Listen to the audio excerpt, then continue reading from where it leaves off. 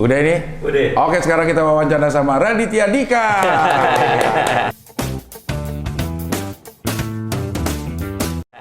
Dejavu nih, Dejavu. Pernah Iya. dulu ya? Karena pertama kali wawancara tamunya lu. Episode 1. Episode 1. Ih, luar biasa loh. Dulu Bang Abdel kesini belum ada TV. Belum. Sekarang setelah sekian episode tentang kesini bawa TV loh. Dulu ya wawancara episode pertama kamera juga pakai punya lu. Kan pas lagi gue kesini yang ngomongin Oh iya, serem-serem. iya. Oh iya bener-bener paranormal experience. Iya. Sekarang kamera sendiri. Kamera sendiri. Tapi lampu? Lampu masih minjem. Tapi kan nggak kelihatan. Oh iya. Nggak kelihatan. Oke. Lampu masih minjem memang ini. Dit, sehat Dit. Sehat, selalu sehat. Rumah ini gue terakhir setahun yang lalu kesini. 2019. 2019-an. Buat tukang urut patah tulang. Iya. Kok patah ulang? Patah ulang, ya. Voucher kali isi ulang. Iya itu. Tapi agak berbeda, ini memang lo renov. Lagi direnov, ini setengah pekerjaan sih ya 70-80% udah kelar sih sebenarnya. Tapi kita harus pindah dari kontrakan, jadi kita tempatin bagian ini. Sementara yang sebelah sana masih direnov. Sebelah sana apa rencananya? Itu ada studio buat YouTube, ada ruang buat Anissa. Jadi Anissa minta ruangan sendiri. Gak betah dia bang. Iya kayaknya ya. Dia nggak betah berdua ya. Soalnya aku juga punya ruangan sendiri di atas. Oh. Gitu. Jadi ya buat dia ngeteh-ngeteh, main sama temennya gitu.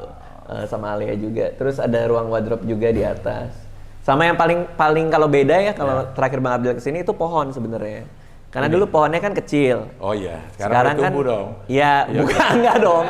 Diganti. Oh diganti. Iya. Karena kan mungkin interior designerku mikir, wah ini kuntilanaknya butuh rumah lebih gede. Bener. Jadi masa manusianya doang yang nyaman, hantunya juga nyaman. Emang ini berhantu? Katanya sih gitu. Iya. Cuman kita udah berapa lama ya di sini? Udah mau 2 minggu nggak ada apa-apa sih. Belum, Dit. Oh belum ya? Belum ya. Dia juga kan kuntilanaknya masih belum habis kontrakannya. Oh iya, di depannya. Iya. Nunggu habis kontrak dulu ya. Baru balik lagi ke sini. Iya. Rumah kucing juga baru tuh. Rumah kucing baru. Cuman ini kan kita bikin dari lantai 3 ke lantai 1 supaya dia bisa turun naik sendiri. Masalah nih kucingku tuh agak kegemukan nih. Dia lagi diet kan. Buset. Jadi Kucing diet kesian. sama ada satu yang rematik kan. Anjay. Nggak nih serius. Ini kata dokternya. Tahu dari Beneran. mana dokternya? Kok bisa rematik? Iya.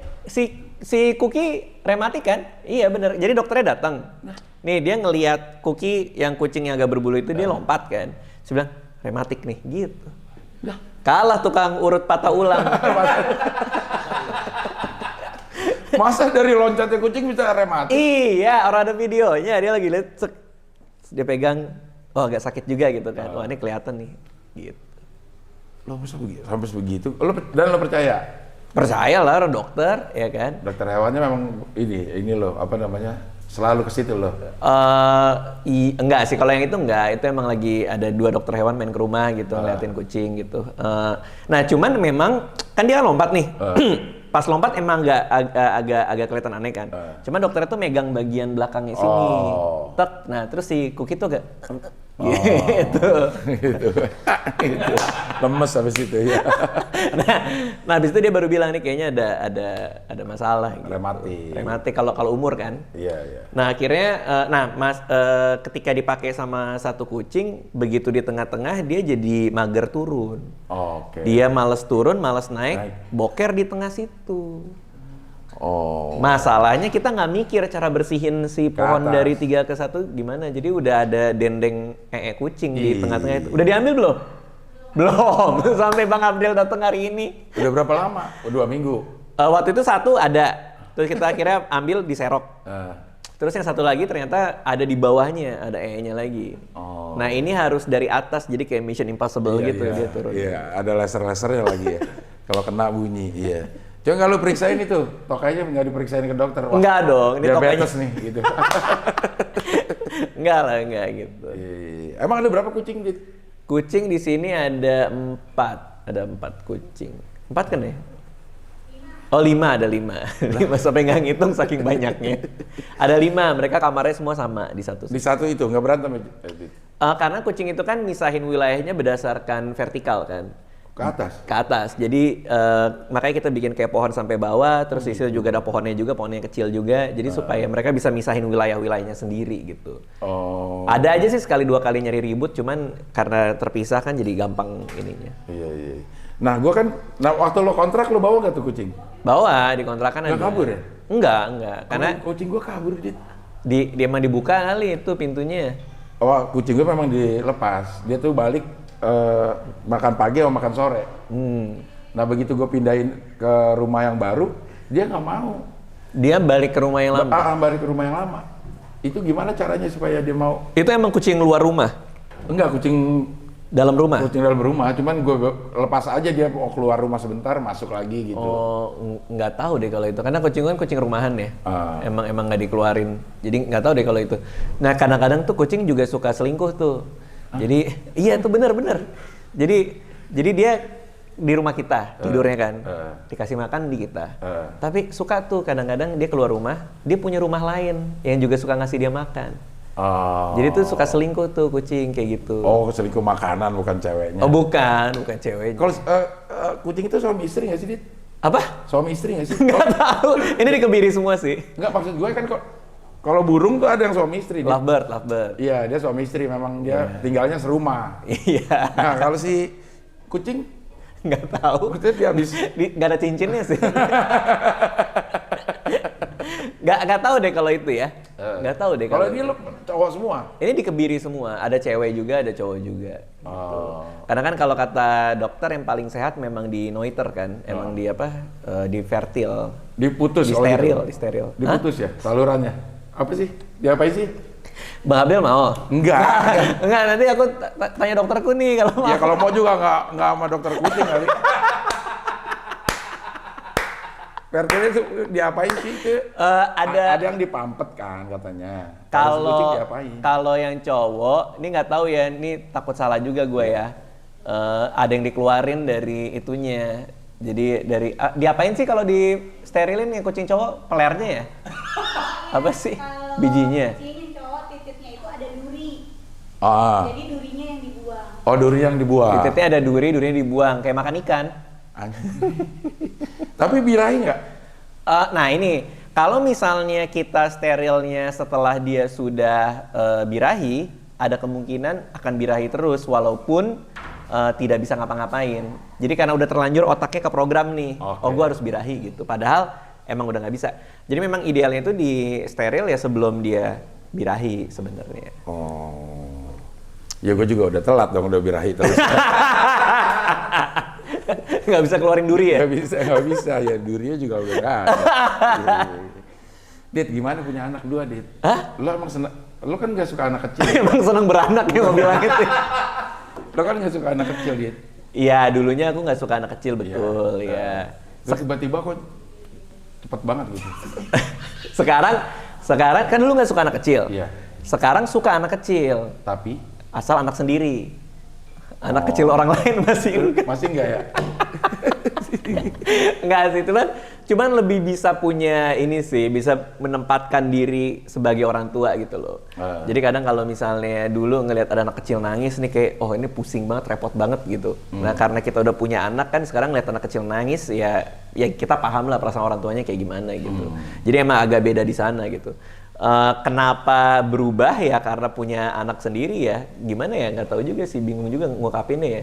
Ya karena dia lahir kan darah daging sendiri, jadi kayak gue harus bener nih ngurusnya gitu. Jadi makanya agak protektif juga aku ke Alea sih. Iya. Kamar bisa? Hah? Kamar bisa? Kamar sekarang kita tidurnya sama adeknya, Alea di sebelahnya. Waktu itu abis gue tanya nih, waktu yang awal tuh gue ingat persiapan lo jadi bapak, persiapan begadang paling. Begadang ya. Memang lo begadang juga? Sekarang agak sering begadang karena Alea lagi suka bangun pas lagi tengah-tengah malam. Dulu sih enggak, dia tuh termasuk bayi yang enteng, bayi yang anteng. Anteng. Oh enteng. Tanamal, enteng tanamal. Terus lo bilang kalau ini mau pisah lu Dit. Kalau udah anak bayi itu emang kenapa kalau nangis? Kan dia kamarnya pisah, lo bilang gitu. Iya benar. Hah? Benar. Waktu itu kebingungan kan, karena lo belum ngerasain ya. Iya benar. Jadi lo menganggapnya ya Simpel-simpel aja praktis. Betul. Ya kalau anak bayi kasih kamarnya sendiri, nangis juga gak kedengeran dari ini. Iya betul. Sekarang bisa nggak lo kayak gitu? Nah gini, dulu kan referensiku kan emang ngelihat film-film luar juga kan. Kalau film luar itu kan ada baby monitor kan, ditaro gitu kan. Dia bayinya tidur, kalau dia nangis kedengeran gitu. Nah, jadi asumsiku adalah yang namanya bayi itu kayak gitu. Ditaruh kamar sendiri, diemin aja udah, ntar kalau nangis baru disamperin gitu. Tapi ya karena ibunya kan juga maunya deket nih, biar gampang disusuin gitu kan. Jadi ya kita tidurnya bareng si Alea. Kalau bisa diulang waktu, ya mungkin kalau kita bisa nemu cara gimana mamanya juga nyaman, anaknya nyaman, ya kalau pisah sih masih make sense kalau buat aku ya. Tapi lo nggak ada pengen tidur sama, kalau gue sih ya masih ada pengen tidur sama anak gitu. Pengen tidur sama anak. Iya, gini, waktu itu sempat tidur sama Alea. Cuman beberapa hari itu hidungku tuh ngerasa aneh gitu. Jadi kayak tiap pagi tuh kayak kok ada yang beda gitu, agak pegel gitu. Ternyata hampir tiap malam si Alea tuh suka ngobok-ngobok hidung. Bohong lo. Iya kan? Alea suka iniin hidung aku kan? Tuh. Iya maksudnya lo kok nggak bangun gitu? Lah, aku bangun nggak? Nggak bangun kan pas digitu-gitu? Enggak, emang gitu. Nggak tahu, emang kayak gitu. Emang kayak gitu. Tidur mungkin saking lelapnya kali ya. Pokoknya, tapi pernah ada satu masa sih. Ada satu masa, aku agak kebangun gitu, terus yang aku lihat tuh cuman mukanya dia gini-gini kan. lagi bohong lo, Pak. Lah, ya nggak percaya. Masa ada anak kecil? Maksudnya kok dia bisa tahu ada bolongan di situ, ada maksudnya? Apa? Maksudnya dia ngapain? Nggak tahu. Sayang, Alea ngapain? Nyodok-nyodok hidungku? Main doang ya? Oh gitu. Karena mungkin yang lihat bulu hidung panjang. Offset ya. Atau emang lubang hidungnya gede. Iya. Jadi ini Google nih gitu. Gini masukin kali. Cuman maksudnya tadi cerita itu adalah nyambungnya ke itulah mungkin kalau sekarang sebenarnya nggak tidur sama Alea pun nggak apa-apa. Karena pertama dia juga udah agak gede juga kan sebenarnya kan. Yang kedua juga melindungi hidung saya gitu. Jadi itu maksudnya. Nyambungnya ke situ. Iya. Alea udah berapa tahun sekarang jadinya? Berapa ya? Ya Allah ya Robby, bener-bener. Yang penting kucing belum 2. Nggak tahu, umur anak juga nggak tahu. Yang penting belum 2. Oh, yang kenapa itu penting? ya kan berarti kalau yang pasti mungkin. Yang pasti. Ya itu maksudnya yang pasti. Belum 2 tahun. Belum. Aku agak lupa sih tanggalnya sih. Tanggal lahir juga lu lupa, tanggal lahir dia? Mei. Put, Alea tanggal berapa? 6 Mei. Bisa tinggal apa lo nih? Nggak apa. Ingat bulannya. Ulang tahun Nisa? April. April Iya. Bener, tapi kan ada 30 pilihannya tuh. 4. Bener. Dulu pernah pas pacaran di bulan Maret udah punya feeling nih kayaknya Anissa ulang tahun nih ya kan. Iya kan soalnya April kan. Lo mah iya. Enggak, bener. Maksud gue tuh kalau ada orang pengen ulang tahun lo nggak usah ada feeling, lo kan tahu. Masa deket-deket Maret kayaknya hawanya beda nih. Oh, kayaknya Anissa mau ulang tahun nih. Enggak, karena waktu itu nggak hafal gitu. Biar dia nggak denger. Nah, terus, Enggak apa-apa. Terus Google. Untung ada Google. Bisa. Ketemu ada. Akhirnya ada kadonya jadinya. Alea juga udah bisa di Google sih sekarang. Bisa. Iya, tapi ya bapak lah. Masa mau ngelihat tanggal lahir anaknya dia Google dulu. Iya, tapi kan gini, kan misalnya kita hafalin tanggal ulang tahun anak kan. Kan udah ada istri. Istri kan pasti hafal. Itu kan anaknya dia. Ya kan? Iya sih. Jadi kalaupun kita nggak hafal, pasti kan istri udah dekat-dekat anak kita bentar lagi ulang tahun nih gitu. Lo percaya aja. Siapa tahu istri lo lagi iseng. Tapi ada untungnya juga nih. Karena yang aku inget tuh lahirnya Alea itu dekat sama ulang tahun pernikahan. Kalau pernikahan ingat Ingat H-1-nya, which is berarti tanggal 5. Nah, jadi kalau lupa tanggal kan misalnya dulunya lupa tanggal, inget satu aja dapat yang satu lagi. Ya kalau tahu berapa min berapa ininya. Tahu min satu. Min satu. Iya. Siapa yang min satu kemana? Pernikahan dulu. Pernikahan. Iya. Pernikahan itu adalah min satu Dari lahirnya. ulang tahun Alea. Iya. Gitu. Lo bener nih kayak ini gue lo. Kayak nyokap gue. Persis ini gue jadi beat stand up gue. Gimana tuh? Jadi nyokap gue lagi kayak sekarat lah gitu ya. Tapi dia masih sadar lah gitu, manggilin semua anak-anaknya. Terakhir yang datang anak kedua, namanya Iyun. Sambil merem-merem gini, nih Iyun udah datang nih, inget ya sama Iyun? Ingat gue, lo tuh lahir sehari setelah ulang tahun Jakarta. Wih, inget banget udah sekarat bisa inget. Terus ulang tahun Jakarta kapan? Nah itu yang gue lupa. Terlalu lupa lagi Amin satunya. Enggak. Mudah-mudahan enggak. Ada Google sekarang. Ada Google ya, gampang. Dit, lo hidup memang, gue beberapa kali ngeliat video lo tentang minimalis. Minimalisme, iya. Ya, minimalisme itu apaan sih, Dit? Minimalisme itu kita hidup tanpa ekses. Jadi kita nggak ada yang dilebihkan. Jadi semua sesuai fungsi kita, semua sesuai apa yang kita butuh. Jadi beli nggak di luar itu. Beli bukan karena kita pengen kelihatan keren.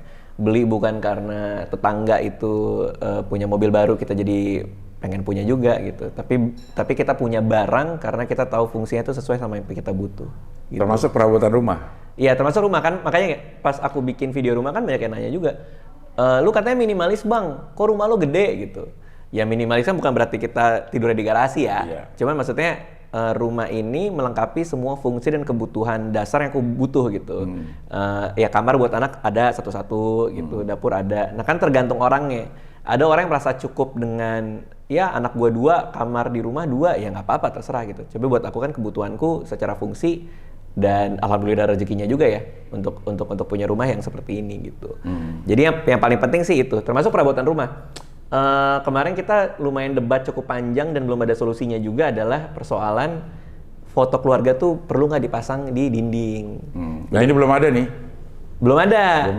Karena masih dibungkus. Cuman mau dikeluarin kita masih debat nih aku sama Anissa gitu. Kan dia bilang penting harus punya foto keluarga. Ya buat apa punya foto keluarga kan kita bisa lihat langsung orangnya gitu. Enggak, biar kalau ada tamu dia nggak salah rumah. Ya masa ada tamu salah rumah masuk ke rumah baru nyadar gara-gara lihat foto kan nggak pernah ada gitu. Jadi kita tuh lagi nyari yang bener siapa. Nah, menurut Bang Abdel gimana? Bang Abdel kan pasti lebih bijaksana nih, lebih mature nih. Iya. Menurut Bang Abdel gimana? Pasang lah, Dit. Kenapa? Supaya nggak kosong-kosong. Kalau di kamera tuh jelek loh, kosong banget loh, Dit. Aku suka kosong. Nah, makanya kalau papaku main ke sini, dari pertama bangun rumah sampai sekarang kalau dia lihat, itu pasti tanggapannya selalu sama. Ini rumah kayak kos-kosan dia bilang. Kosong banget kayak nggak ada orang yang tinggal gitu. Tapi aku emang suka untuk kosong gitu loh. Enggak, kalaupun dipasang, lo terganggu apanya? Sehingga lo lebih pilih untuk nggak pasang. Gimana ya? Nah kita bicara soal ekses kan tadi kan. Ya buat apa gitu? Apa fungsi lebih yang foto ini berikan sehingga kita harus taruh itu gitu loh? Kan kalau mau ingat keluarga kan tinggal lihat handphone. Iya sih, maksudnya untuk orang yang nggak inget sama tanggal lahir anaknya emang itu masuk akal. Cuman ada nilai-nilai yang orang lain punya juga gitu. Dan itu istri lo. Maksudnya harus ya makanya kan kita kompromi. Iya. Kalau gue juga sebenarnya punya prinsip benda yang gue punya itu harus fungsional, bukan cuma buat aksesoris atau apa gitu. Iya, betul. Tapi gue majang foto keluarga. Berapa banyak? Foto anak. Banyak. Banyak anak? Bukan banyak anak. Fotonya tuh ada di beberapa tempat ada foto-foto. Kenapa? Karena cuma gue kalau gue ya, kayaknya ada sedikit kenyamanan melihat itu. Dibanding kosong. Enggak, gue bukan. Dibanding lihat langsung. Bukan lihat langsungnya. Si gila sih. Ya. Enggak, apa gini nih lagi duduk nih, ngeteh nih, lihat foto keluarga. Kenyamanan apa? Kan kita ada keluarganya. Lo udah pernah belum? Ngapain? Dipajang? Udah. Ini di situ foto Anissa sama aku. Yang naik gajah apa yang main gitar ya? Naik gajah. Terus setiap kali aku lewat, untuk apa aku ngeliat Anissa naik gajah? Buat apa coba? Coba tuker gajah yang naik Anissa. Benyek dong. Enggak, maksud gue tuh ya. Dong. Kalau gue ya memang ini kan rasa ya, Dit ya. Iya. Ini kan rasa gitu. Iya. Jadi begitu kita lihat foto keluarga, ih nggak ada juga. Iya kan, bener kan? Coba pulang deh nanti. Pulang terus lihat, kenapa ya gue pasang ya? Gitu. Kalau gue ya, gue merasa nih, misalnya gue pasang foto waktu liburan di Korea misalnya. Nggak, maksudnya di rumah? Di rumah. Dipasang tuh? Dipasang, gue liburan waktu di Korea. Gue lihat itu, alam bawah sadar gue, apa ya? Lo punya sesuatu, lo punya apa kan? Iya kan nggak ada kan? Tahu nggak kenapa? Karena itu warisan zaman dulu. Zaman dulu nggak ada handphone, nggak ada yang digital kayak sekarang, nggak ada sosmed. Jadi orang biar ingat dia selalu dapat rasanya ya dengan taruh foto di situ. Kita masang foto keluarga itu kan dari zaman rumah nenek. Dari aku tinggal di rumah nenek itu ada foto keluarga banyak. Tapi kan sekarang tergantikan sama handphone. Dulu kan juga udah ada album yang kecil-kecil gitu. Ada loh. Album yang kecil-kecil ada. Tapi nggak bisa dikantongin. Ya lo kalau cari gitunya sih emang iya gitu. Gak bisa dikantong. Sekarang masalahnya nggak bisa dikantongin. Nggak, tapi kan bener kan? Iya dong, coba deh. Ingetin waktu itu gue liburan ke Korea. Wah, experience-nya tuh luar biasa. Maksudnya mau mantik itu kan? Iya, terasa ada itu tuh, terasa ada, wah ini ada orang-orang nih yang harus gue jaga perasaannya, ada orang-orang yang harus gue bahagiain. Gue ya ngeliatnya di situ. Waktu momen-momen ini adalah momen-momen bahagia gitu. Terasa jadi ada asupan terus di nggak sih ngarang sih itu. Nggak, tapi gue senang. Kalau gue senang lihat itu. Oke. Kalau gue seneng lihat itu. Tapi kalau harus dijelaskan emang nggak tahu juga sih. Iya. Abstrak lah maksudnya. Iya, abstrak itu, aja. Ya sama seperti halnya lo ada yang suka warna merah, ada yang suka warna biru kan nggak bisa. Iya. Selera aja ya. Selera aja. Oke. Nah itu belum putus. Keputusannya. Kayaknya ya karena emang ya kita kan di rumah ini kan pasti beda kepala kan. Iya. Jadi ya paling kita kompromi aja.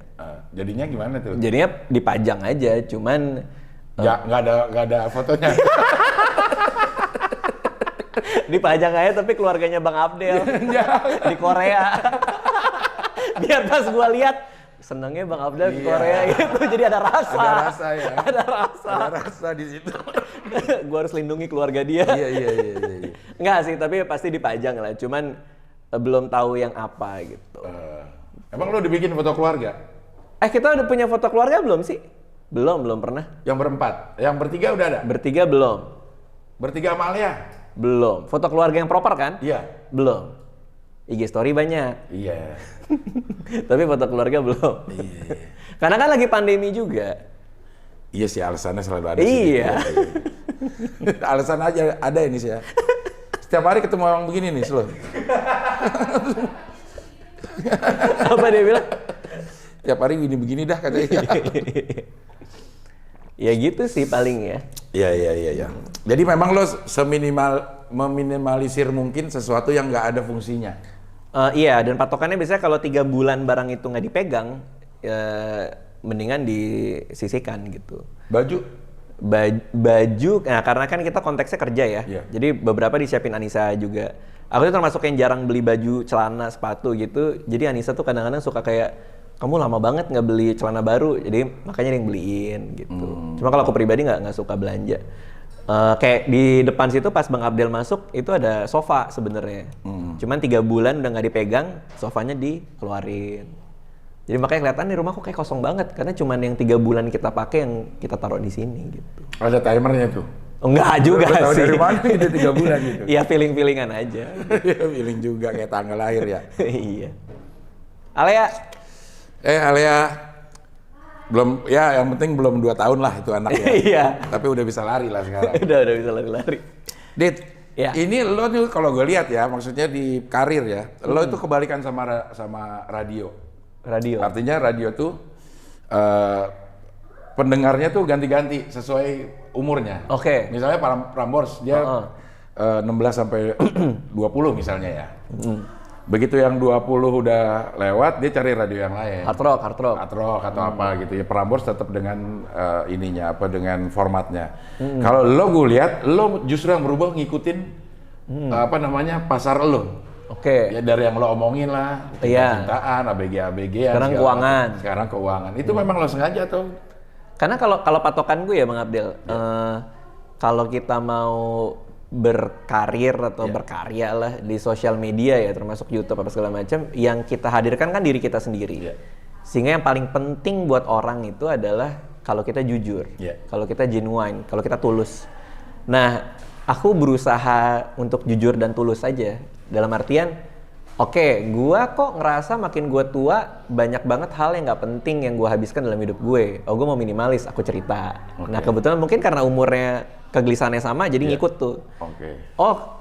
Gua kok ngerasa bahwa tahun lalu itu dana pensiun gue udah bisa kekumpul gitu. 2 tahun lalu, 2019 dana pensiun gue udah bisa kekumpul gitu. Gue kok pengen nih orang lain juga bisa. Makanya aku ngomongin keuangan tuh mulai dari tahun lalu cukup intens gitu. Ya itu karena kejujuran aja gitu, tulus aja gitu. Stand up pun yang kemarin tour, yang dibicarain juga soal anak sama istri dan betapa aku yang orang penyendiri dan individualis ini bisa punya anak punya istri dan apa yang bikin kesel gitu. Ya itu karena jujur juga gitu. Aku sih bisa aja ya, kalau kita lihat Twitter kan sekarang ada aja yang jomblo dari 2009 masih dipakai kan. Betul. Bisa aja kayak gitu, tapi kalau kayak gitu aku nggak ngerasa tulus gitu, nggak ngerasa nyaman. Jadi ya kalau menjawab pertanyaannya, lo yang berubah ngikutin market lo apa kayak gimana? Aku cuman jujur aja sama yang aku alamin gitu. Dan kebetulan mungkin sejalan dengan umur orang-orang yang punya kegelisahan yang sama gitu sih. Gitu doang. Gitu doang, man. Iya. Tapi seakan-akan sebuah strategi yang direncanakan, padahal enggak.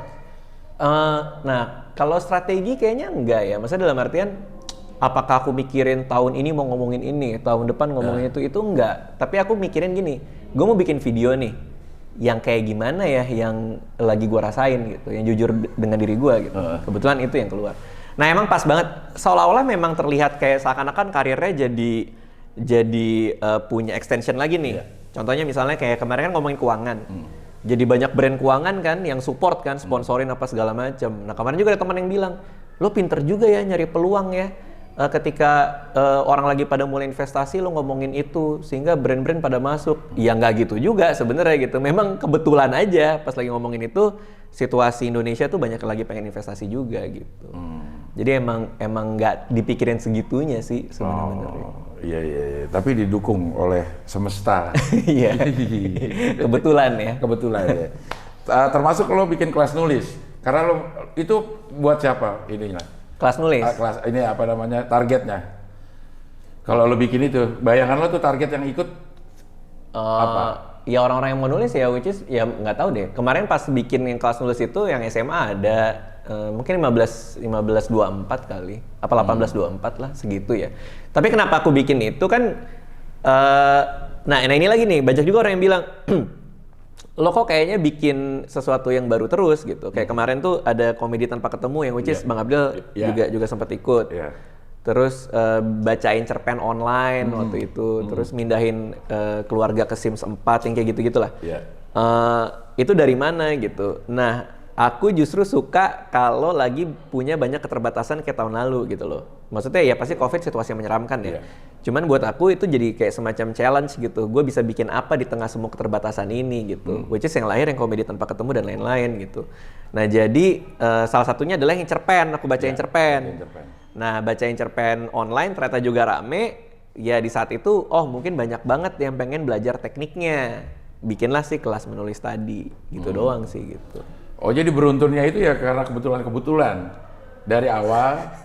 Terus kok jadi ada nih yang mau dengerin gue baca ini, aku mau ngajarin inilah gitu. Sebenarnya ada rumusnya sih. Dan aku bikin video tapi nggak tahu deh pas ini tayang udah diupload apa enggak. Aku pas banget lagi ngomongin itu. Jadi rumus buat inovasi yang biasa aku pakai adalah produk dikurangi variabel ditambah sesuatu yang unik gitu. Jadi keunggulan yang unik dari produk itu gitu. Jadi misalnya, gue lagi nggak bisa stand up di luar.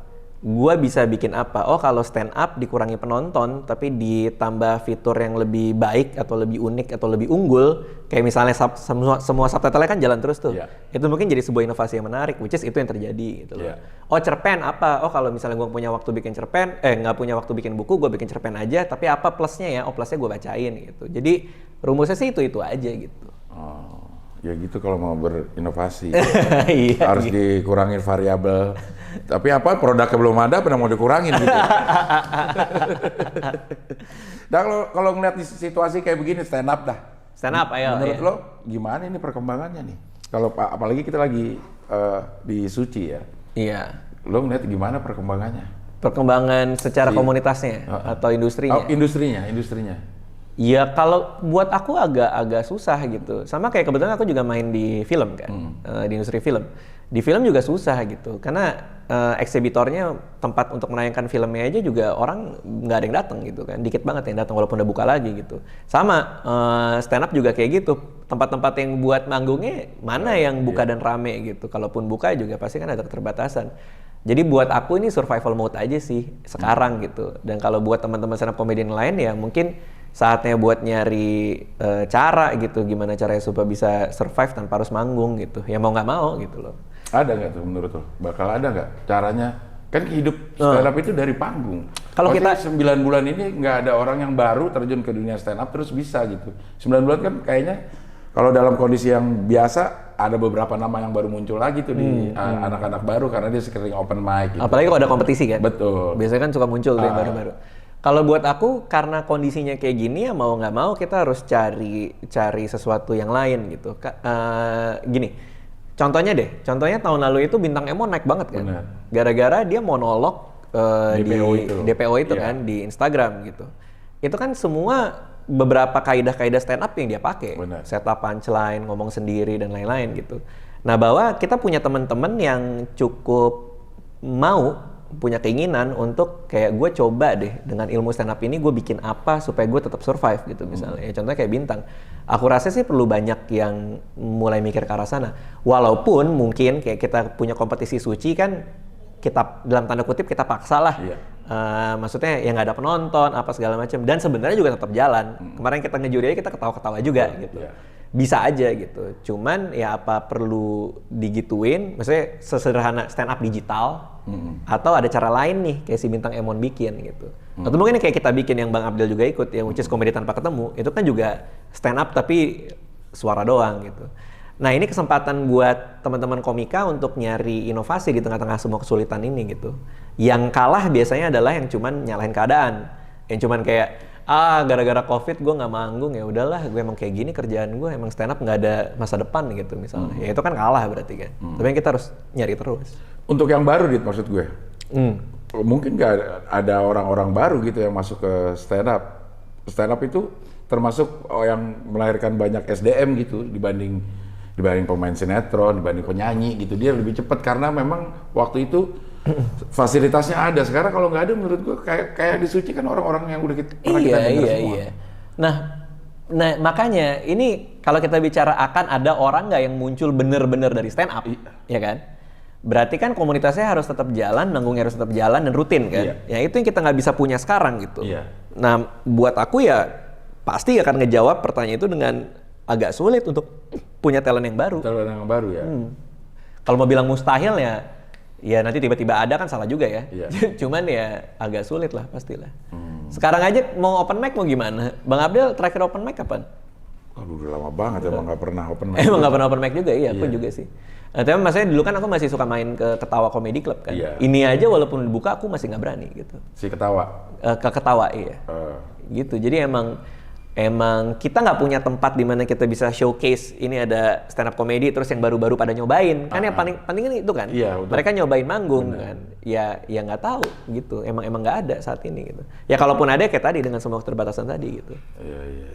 Kalau yang online apa namanya ada beberapa ya tapi justru pada saat pandemi lagi hot-hotnya gitu ada beberapa orang yang ngadain lomba stand up. Iya. Si Foodpedia itu ya, ada Foodpedia yang. Oke. Daihatsu juga ya kayaknya. Daihatsu. Foodpedia pada Ebel jurinya malah.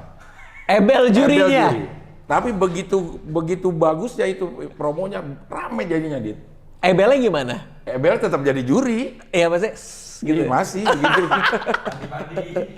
Ebel gila lo Bel. Ada beberapa orang ya, tapi itu wadahnya gitu. Nah, kesini tuh malah nggak ada, Dit. Cuma tinggal Daihatsu doang.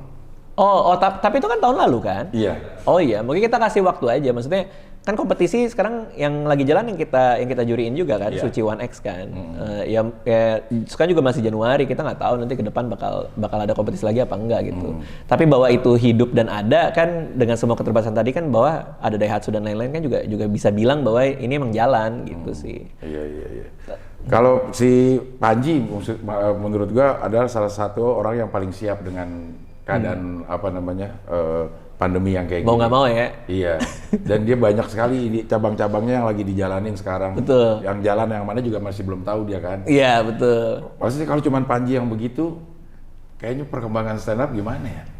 Iya, mungkin harus banyak orang lain yang nyobain kayak Panji ya. Tapi apa yang Panji lakukan terutama untuk si keadaan kahar ini, yang terakhir dia bikin, itu kan bisa jadi momen dimana orang ngelihat kayak Panji aja bisa, gue mau cobain gitu kan.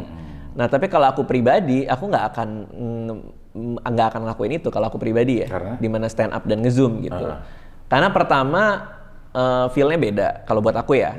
Panji pasti punya segala macam jawaban soal itu ya. Cuma kalau buat aku feel-nya beda kalau nggak di sebuah ruangan yang tertutup dan intim buat aku. Kadang-kadang kalau stand up cuma satu lampu sorot, bahkan semua ruangan gelap banget, karena aku pengen punya rasa seintim itu. Yang ada di Zoom juga aku nggak tahu ini materi akan aman apa enggak. Which is itu yang dikhawatirkan Panji juga kan. Panji kan sempat bilang kalau misalnya nih materi kesebar, habis sudah karir gua ya kan. Karena kan yang dibicarain juga parah-parah juga. Aku nggak separah dia pasti ya. Cuman ya kalau itu bocor kan pasti materi nggak bisa dipakai lagi dan lain-lain gitu. Nah aku punya kemewahan untuk bisa bersabar kalau aku, dalam artian ya udahlah tahun ini ngerjain YouTube aja gitu. Tapi materi stand up udah jadi sebenarnya, udah jadi sekitar 50 menit gitu. Nanti begitu udah mau buka lagi, maksudnya pandemi udah kelar, baru tinggal stand up lagi. Iya. Gitu. Lu waktu itu berapa kota yang keliling itu? Put, kita berapa kota Put dulu? Gak ingat juga Put kemarin deh, lupa. Iya. 22 kota 44 show. Dalam waktu 8-9 bulan? Hah? 3-4 bulan. Terus sebanyak itu? 3 bulan? Lu 6 bulan kemana lu? 9 bulan. 4 bulan? Gak tahu. Aku tuh gak pernah ada yang inget Bang Abdel. Ditanya show-nya kemana, berapa lama, apa gitu-gitu, aku suka lupa. Terus masa lampau lo yang lo inget apaan, Dit? Ya beberapa, ini ya. Aku tuh inget banget sama story. Jadi makanya aku jadi storyteller kan. Karena aku selalu inget cerita-cerita spesifik yang menurut aku menarik dalam hidup gitu. Jadi either itu nembak cewek pertama kali dia bilang najis lah, atau dulu pas SMP punya grup detektif lah, yang gitu-gitu. Aku inget gitu cerita. Tapi kalau inget detail-detail kayak berapa kota kemarin, lupa gitu loh. Besok mau ada kerjaan apa kadang juga lupa ya. Emang kayak gitu. Iya. Nah, lo kan katanya udah bisa pensiun nih, walaupun turun 20%. Artinya gue tinggal nurunin gaya hidup gue 20%, gue udah bisa pensiun. Wih deh, lihat di mana itu? Lihat di YouTube atau di mana? Karena gue ingat story, Dit. Iya. Luar biasa. Iya. Terus lo ngapain sekarang begini-begini? Pensiun dini ya? Ini cerita menarik nih. Jadi aku udah nyiapin dana pensiun itu udah jalan dari pertama kali cek royalti sebentar, buku. Ini ada pesawat karena ini memang dekat Halim 9 bulan. Dapat juga ya. Ada juga pesawat di sini. Karena gue setiap wawancara selalu itu, Dit. Ada pesawat dan jokes gue selalu itu gue. Oh iya, lumayan dipakai terus ya. Iya. Call back ya. Oke, udah ya. Oke. Nah, jadi aku tuh nyiapin dana pensiun itu kan dari udah belasan tahun yang lalu.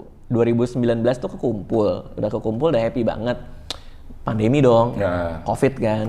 Itu di bulan Maret tuh nilainya itu turun sampai hampir 40%. Jadi itu lumayan stres lah pada saat itu. Nah, tapi kan pas lagi krisis tuh justru waktu terbaik buat nambah investasi karena kan lagi murah kan, terutama saham gitu. Jadi aku lumayan agresif tuh pas 2020 aku tambah banyak banget portofolioku di saham. dan reksadana saham juga gitu. Nah tahun ini malah tambah karena IHSG udah 6.000 berapa? 6.400 sekarang. Jadi tambah gede lagi gitu. Dan sekarang aku udah bisa pensiun lagi. Maksudnya pensiun 2 kali loh. Enggak, maksudnya dananya udah kekumpul kembali gitu. Untuk 100% itu? Iya, malah lebih sekarang. Wah, gitu. Karena aku beli pas murah lumayan banyak pas kemarin. Nah, ini sekalian aku ngasih sharing juga buat teman-teman gitu. Kemarin itu ketika orang tahu aku punya investasi di saham, begitu pandemi itu kan pada ribut kan. Kayak Bang Radit gimana porto lu apa segala macam. Ya kalau kita justru sabar, pikiran kita jangka panjang, malah kita tahu apa yang kita beli ya malah nambah gitu. Which is sekarang juga aman-aman aja gitu. Nah, tapi menjawab pertanyaan Bang Abdel tadi, sekarang ngapain? Ya berarti salah satu faktor untuk kerja, ya aku bisa punya 3 kan biasanya kalau aku milih kerjaan gitu. Yang bikin tumbuh, yang bikin happy, atau ada duit. Oke. Nah, jadi aku milih cuma 2 aja. Kalau misalnya bisa bikin tumbuh sama bikin happy, ya aku ambil. Kalau lo udah nggak hitung lah. Udah nggak hitung. Lamaran lagi. Iya. Kalau dulu kan aku suka kombinasi nih. Kalau ada duit dan bisa bikin happy, aku ambil juga gitu. Nah, sekarang duit ini mungkin jadi faktor yang paling kecil aja gitu sekarang. Gitu. Gitu sih. Iya. Jadi sekarang kalau mau ngajak kerja Radit, sekarang waktunya karena dia nggak mikir gitu. Nggak gitu juga. Nggak gitu juga. Nggak gitu juga. Dan itu lo siapin sampai anak lo kuliah? Iya kan, sampai Alea kuliah itu udah siap, dana pendidikan anak itu sebelum nikah udah ada sampai dia kuliah. Nah si Aksara ini baru lahir, nah kita nyiapin tujuan buat dia kuliah kalau sekarang. Oh buka akun baru untuk dia buka gitu? Tujuan baru, iya. Tujuan baru di instrumen investasi yang baru. Sekarang banyak tuh gue lihat gue kan gue masih main Twitter ya. Di Twitter itu memang lagi rame lah orang yang saham. Terus ada yang banyak yang menyarankan nih untuk main saham. Terus ada satu orang yang nge-tweet, ini sekarang lagi musim main saham, nganjurin orang main saham. Coba gue mau denger siapa yang rugi. Yeah. Dan banyak banget nih. Pasti banyak banget. Banyak yang sampai puluhan juta. Pasti. Itu gimana tuh, Dit? Gimana apanya nih? Gimana maksudnya? Ya, ada orang yang bener-bener baru ngerasa, wah nih ada yang untung nih. Terus uangnya segitu, tahu-tahu. Iya. Nih, aku jawab agak serius dikit ya. Iya. Nah, makanya kalau investasi itu, kita harus tahu dulu, ini uang mau buat apa. Okay. Makanya aku selalu bilang, gue tuh investasi bukan mau kaya, tapi untuk memenuhi tujuan keuangan. Kalau mau kaya ya kerja. Yeah. Apa ya, kita ngelawak, nge-host, segala macam bikin YouTube, ya kayaknya dari situ. Investasi itu buat menuhin tujuan keuangan.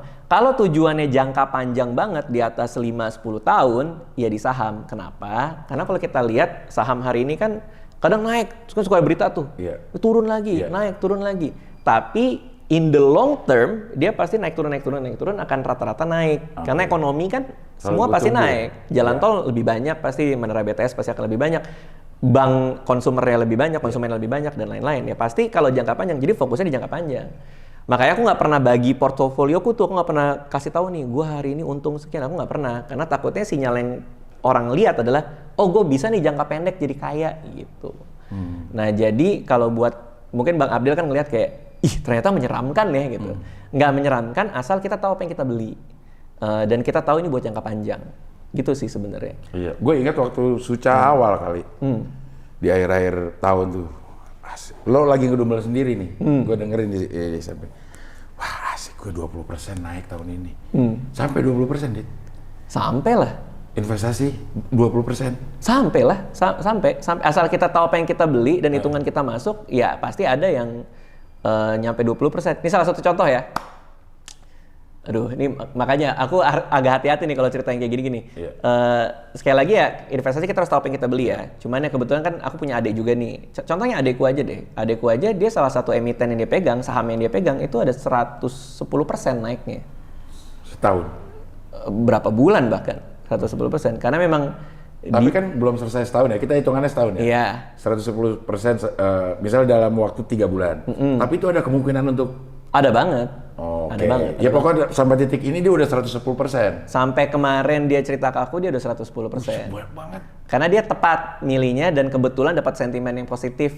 Walaupun itu saham yang lama dia pegang ya. Terus ada berita yang bikin itu naik, ya dia naik 110. Ya kalau misalnya mau jadi trading jangka pendek, ya tinggal dijual aja udah untung kan. Iya, tapi kalau dia kan mindsetnya kayaknya aku mau tahan dulu deh, ini bakal akan makin naik gitu, misalnya secara pembukuan gitu misalnya.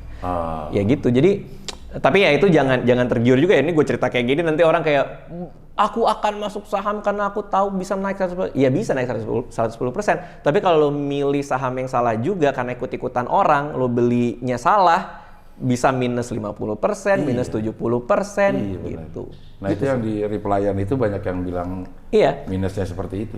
Kalau untuk orang yang nggak punya waktu ya, misalnya kayak Bang Abdel, kayak istriku aja gitu. Dia beli sahamnya akhirnya dalam tanda kutip dijokiin oleh manajer investasi, which is kita belinya reksadana saham. Jadi kita beli udah paket gitu. Kayak adikku itu, dia ngerasa punya waktu, bisa ngitung, makanya dia beli saham satuan. Ya apalah kita sebut aja ya, walaupun ini bukan berarti punyanya dia ya, kita sebut aja dia makan Indomie, dia beli saham Indofood karena dia tahu hitung-hitungannya juga, produknya dia suka. Dia naik Toyota, dia tahu perusahaannya bagus, dia beli saham Astra Internasional gitu misalnya. Ya karena dia ngitung dan benar, dia suka tahu produknya juga, makanya dia belinya itu. Dan dia punya waktu buat begitu gitu, buat ngitung dan lain-lain. Nah, sementara Anissa nih tipe yang nggak punya waktu dan nggak mau ribet. Jadi dia beli reksadana saham. Ya which is sudah dipaketin tuh sama manajer investasi. Lo beli di gua nih, paket gua ini isinya gini gitu, semua kita bisa lihat. Gitu. Nah, kalau yang beli itu kita nggak bisa milih ya? Reksadana saham. Secara individual isinya kita nggak bisa milih. Jadi dia yang kita pilihin. Kalau mau yang lebih jernih lagi ada namanya reksadana saham yang indeks. Jadi dia cuma ngikutin indeks aja gitu. Kayak misalnya IHSG indeks 30 ya 30 saham di bursa dia ikutin gitu. Gitu. Kalau Bang Abdel mau ya coba aja, misalnya Bang Abdel punya tujuan jangka yang panjang gitu, misalnya untuk 10 tahun mau kuliah anak atau nambahin dana pensiun, ya dan kalau misalnya malas ngitung, nggak mau ngelihat orang kayak salah milih saham terus minus 100% atau berapa gitu ya, ya minus 70, minus 60, ya beli aja reksadana saham udah, tinggal taruh diemin aja udah. Dan itu kemungkinan besar akan naik? Asalkan jangka panjang, karena harga saham itu merefleksikan tingkat pertumbuhan ekonomi sebuah bangsa kan. Ya masa sih dalam 10 tahun negara kita nggak makin berkembang? Kan kemarin ada yang minus. Nah itu juga Pak, pertumbuhan diumumin nih, pertumbuhan tahun kemarin kita minus 3% misalnya. Oh GDP? Iya. GDP nah itu kita. pengaruh juga, udah pasti di tahun itu kita rugi tuh, karena itu turun. Pasti, karena gini, kalau kita bicara IHSG rata-rata ya, kalau misalnya pemerintah bilang ekonomi kita kontraksi gitu. Orang yang punya saham tuh yang jangka pendek terutama, itu kan suka pada takut tuh gitu. Wah, gimana nih ekonomi kita kontraksi gitu. Kontraksi itu turun ya? Turun ya. Kalau koreksi yang naik apa? Ekspansi yang naik gitu. Kalau di expanding dia naik gitu. Contracting dia menyusut lah, mengecil gitu. Nah, begitu dia takut ngedengar berita pada jual nih yang sentimen jangka pendek kan gitu kan, sehingga harga sahamnya turun. Tapi kalau kita yang jangka panjang, begitu kita lihat orang pada takut, makanya kalau kata Warren Buffett tuh, ketika orang takut lo berani, ketika orang berani lo takut.